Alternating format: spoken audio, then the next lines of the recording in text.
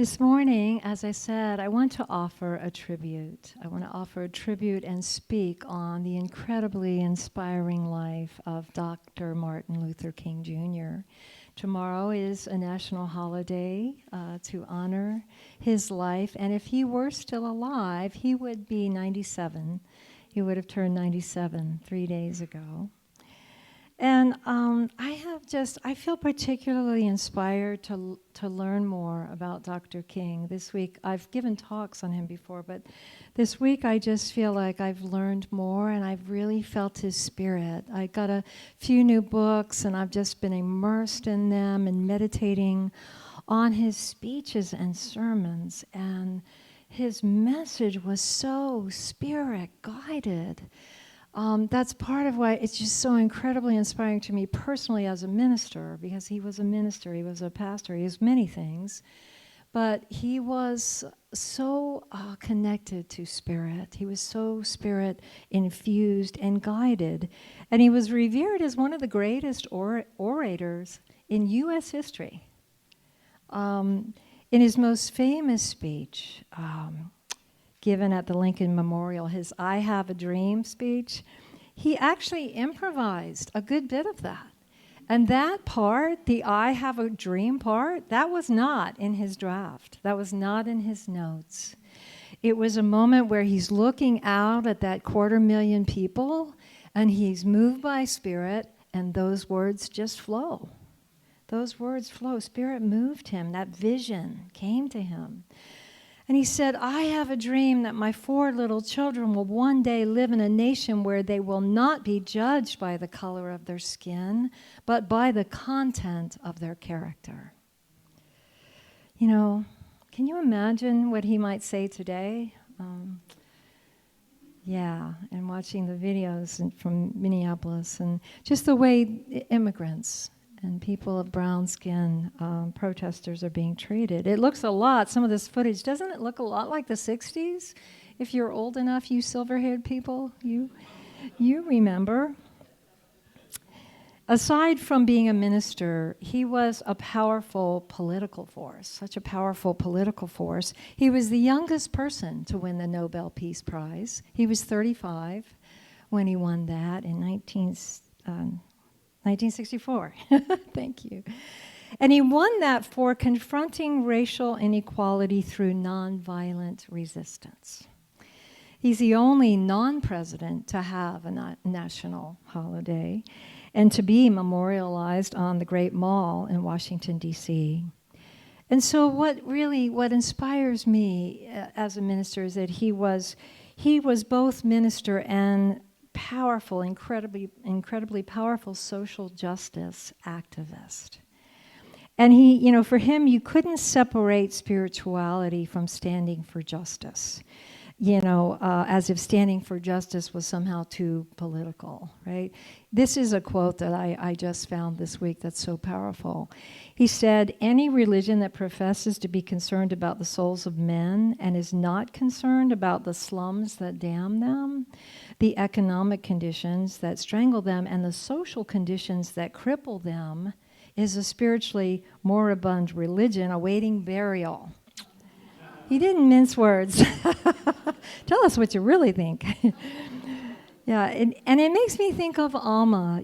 My spiritual teacher, Alma. She hugs people, right? She gives people darshan. She gives them spiritual guidance, but she also builds hospitals for the poor. She builds colleges for free. She builds places that rehabilitate sex workers. She builds orphanages. She is such a humanitarian. And I just really feel like she is an example as well to ever be of service with our lives, to ever be of service. In fact, I was with Alma one time and she met Dr. King's daughter, Yolanda King. And Yolanda describes her first meeting with Alma as a moment of transcendence. And she later publicly stated that Alma and my father are kindred spirits. So Dr. King is not a comfortable historical figure, right? He was a radical voice for justice, and he still challenges us And that's why he's so, I feel, relevant today in the moment we're in, right? At a time when immigrants and minorities are being targeted in the streets and the people who are defending them are being targeted, and fear is being used as a political tool, and when our nation feels more divided than ever, Dr. King's message is incredibly relevant. He said, "We must learn to live together as brothers and sisters or perish together as fools." So for me, to truly honor him today, and for us, I feel, to truly honor his life and his message, his dharmic reason for being here, means we stand against dehumanization. It means we reject racism. And it means choosing courage sometimes over comfort. He said, darkness, oh, did you say this? Who said this? Somebody already said this. Mary Pat. Darkness cannot drive out darkness. Only light can do that. Hatred cannot drive out hate. Only love can do that. And love in action isn't always flowers and chocolate, right? Love in action sometimes is using our voice to enlighten society of its injustice or its racism, its inequality and need for change. So in reading about Martin's life, he grew up in a middle-class family, and his dad was a well-known Baptist preacher in Atlanta. And Martin wrote in his autobiography, "Of course I was religious. I grew up in the church. My father's a preacher, my grandfather's a preacher, my great-grandfather was a preacher, my only brother's a preacher, my daddy's brother's a preacher, so I didn't have much choice." That's a lot of preaching. That's hard to even imagine.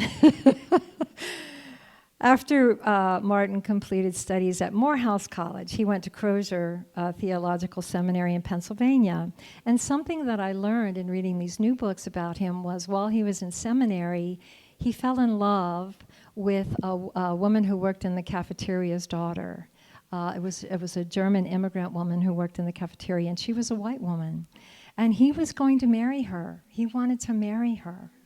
And friends and his father said, you know, you'll face so much discrimination and pushback, not only from white people, but from black people. And you probably will not be able to have a church, to serve a church as a preacher in the South. And so he was highly discouraged, and he was heartbroken. He was really heartbroken. So that was formative for him. That was one piece that was formative that I actually didn't know. But he was drawn to that seminary, Crozier, because of its liberal theological leanings. And there's a story about how affected he was by a book called Christianity and the Social Crisis by Walter Rauschenbusch. You ever heard of him? Walter wrote, "Christianity in its nature is revolutionary. Jesus is saying that the kingdom of God is not a matter of getting individuals into heaven. It's a matter of transforming the life on earth into the harmony of heaven." Yeah. And so Dr. King took that view. He really took that view to heart. And he really saw Jesus as an extremist for love. An extremist for goodness and justice.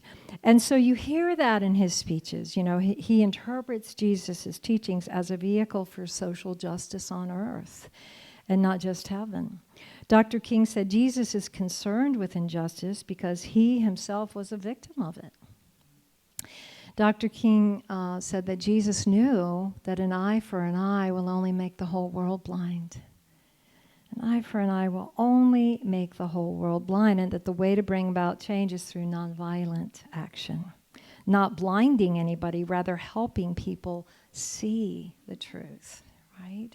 So this was one of the most powerful aspects of Dr. King's life, is his profound understanding and application of nonviolence applied to the quest for civil rights. Right? He's regarded as one of the greatest nonviolent leaders in world history. That's amazing. There's an award that the United Nations gives out, the Gandhi King Award. It's named after Gandhi and King. And it's given to extraordinary people whose lives bring peace onto the planet. Amma won that award. Yeah, and so Dr. King drew inspiration both from his Christian faith and from Gandhi. He was incredibly inspired by Gandhi. He went to India. He was a little late to meet Gandhi, but he went to India and he learned all about satyagraha. Satya means truth. Graha means love, and what does it mean? Let's see. Yeah, satya means truth, and graha means love and faith and change through nonviolent action. So I was curious about Martin's early years, like his childhood, and what made him so passionate about justice and equality.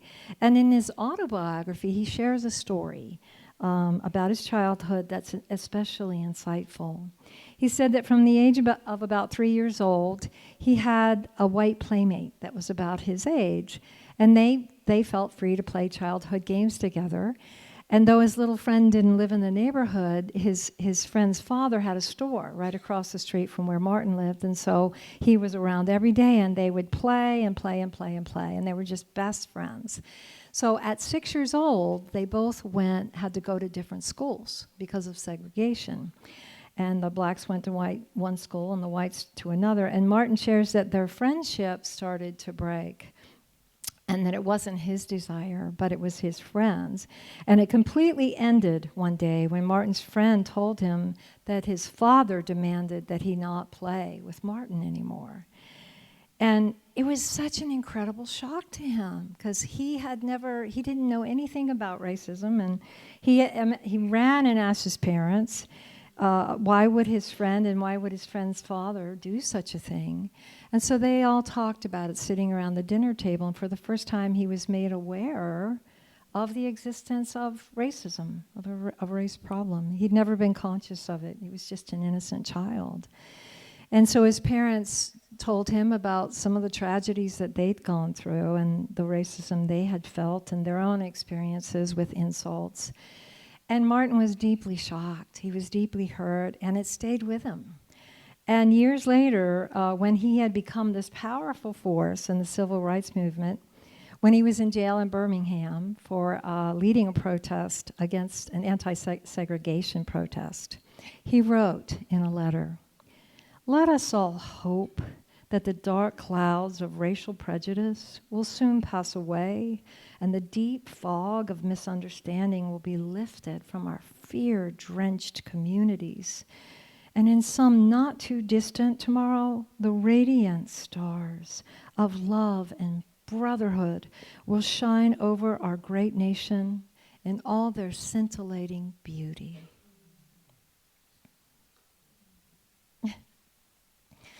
So his story of this painful childhood experience, we can feel directly, right? Imagine you have this beloved best friend, right? And you love them, you can't wait to see them every day, and you go and you play, and the world is full of wonder because you have this dear friend.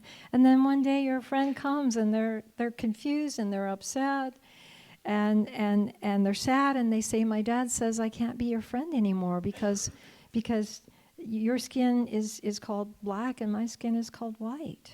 And we can't be friends and love each other." You know, what a heartbreak for an innocent child. What a heartbreak for humanity. To be threatened by diversity versus celebrating it, you know.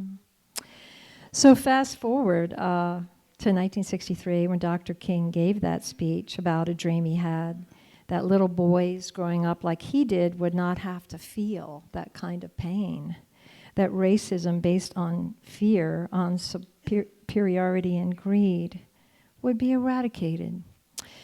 So it was August 1963, and there was a march on Washington, and Dr. King stood on the steps of the Lincoln Memorial, quite a poignant backdrop, right, for what's considered the greatest speech, one of the greatest speeches of the 20th century. And so his famous "I Have a Dream" speech was carried live on television stations all over the country. So I'd like to share just a few parts of it. It's most powerful to listen to him. Nobody can say it like he says it. but I will share with you just a few key parts. When he stood on those steps and he spoke these words, I feel like they have equal relevance and meaning in America today. He said, we have also come to this hallowed spot to remind America of the fierce urgency of now. Now is the time to make real the promises of democracy.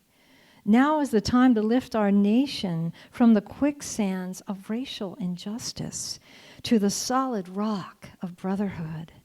Now is the time to make justice a reality for all of God's children. So, and there were about 250,000 people there. And his words, he went on to really eloquently advise everyone to stay centered in their hearts and in actions that were nonviolent. He said, in the process of gaining our rightful place, we must not be guilty of wrongful deeds. Let us not seek to satisfy our thirst for freedom by drinking from the cup of bitterness and hatred. We must forever conduct our struggle on the high plane of dignity and discipline. We must not allow our creative protest to degenerate into physical violence. Again and again, we must rise to the majestic heights of meeting physical force with soul force. So I was sharing about a month ago how I love the term soul fortune that we gain. So I was like, okay, what is soul force? What does Dr. King mean by soul force? And I found in his various writings that he means using moral and spiritual strength, love, and nonviolent resistance to counter injustice, to counter hatred and violence. It means drawing power from within, from spirit, from God's presence. It's the powerful ethical alternative to physical force, where we're seeking transformation through love and truth. That's satyagraha. So, think about it. If we stay in the energy of love and compassion, it has a way of disarming the opponent, right? It has a way of making them not know really how to handle it, because it works on his conscience, right? It works on his moral defenses, right? Because we can only work towards a moral end through a moral means. That's something that Dr. King says. He says destructive means can't bring about constructive ends. Yeah. So Dr. King often said nonviolence is not non-action. Nonviolence is not non-action. There comes a time when we have to take a stand for justice against injustice. And there's a way to do that that embodies love and mindfulness, right? If we've learned from history, and I sometimes think we have really bad long-term memories, but if we've learned from history, we cannot in good conscience obey unjust laws. Dr. King said, non-cooperation with evil, with what is wrong, is as much a moral obligation as is cooperation with what is good and right. Yeah, that's important right now to remember. So these teachings of nonviolence and of nonviolent non-cooperation, of nonviolent protest of what is wrong, are needed right now. And they're encouraging. I love that word, encouraging. They give us courage, right? To see they've worked so powerfully in the past. That should give us a lot of hope, a lot of courage. The Martin Luther King Jr. was huge in getting the Voting Rights Act passed, the Civil Rights Act passed. Gandhi was totally effective eventually in freeing India from British rule. Nonviolently, for the most part. So I believe nonviolent resistance aligned with truth and love is the most powerful revolutionary force in the world. And I'm seeing a lot of brave people, just regular people. Are you seeing a lot of regular people? Just standing up in a nonviolent way and saying, I will not cooperate with violence. I will not cooperate with cruelty or meanness or calloused, harmful behavior. And I also will not lose myself to hatred, right? I will remember my true nature as love and stand with my friends and community and support them in remembering their true nature as love. But I will stand. I will stand. I will not hide in my home in fear or tune out because it's too hard to be a witness to injustice, right? So united. We're called unity community, a united community. Together, we can stand for what we know in our hearts is right. Honoring every human being, no matter the color or skin or country of origin, country of Oregon. No matter if you're from the country of Oregon, we still love you. This is what we need. I think this is what the moment is asking of us right now. To stand for truth, that we are all God's children. We are all inherently divine. No one deserves hatred or violence or injustice directed at them. So may we summon all our courage. We might have to put on our Superwoman cape, our Superman cape, because freedom is so precious. Living in a free country without fear of violence, that is so precious. And as we stand for every human being's dignity and rights, in our powerful love, in our moral strength, I believe we'll be victorious. You know, what is that quote? The moral arc of the universe is long, but it bends towards justice. And I believe we will be victorious, standing in powerful love and moral strength. And we don't just stand for ourselves. We stand for all of humanity. We stand for the people of the future, right? Dr. King said, we must come to see that the end we seek is a society at peace with itself, a society that can live with its conscience. So, my friends, let us honor the life and legacy of this great man, of Dr. Martin Luther King Jr., by continuing this work of bringing love. I know you're doing that. I see you. I see you. I see you.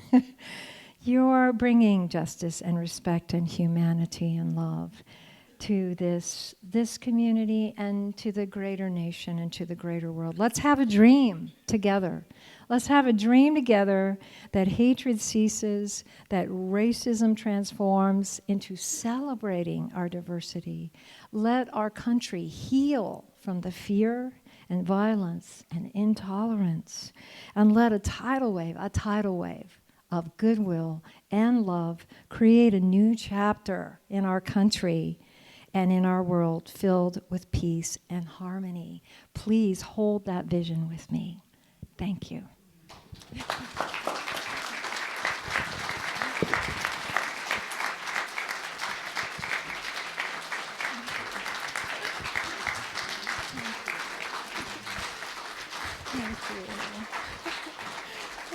Thank you so much. Thank you so much.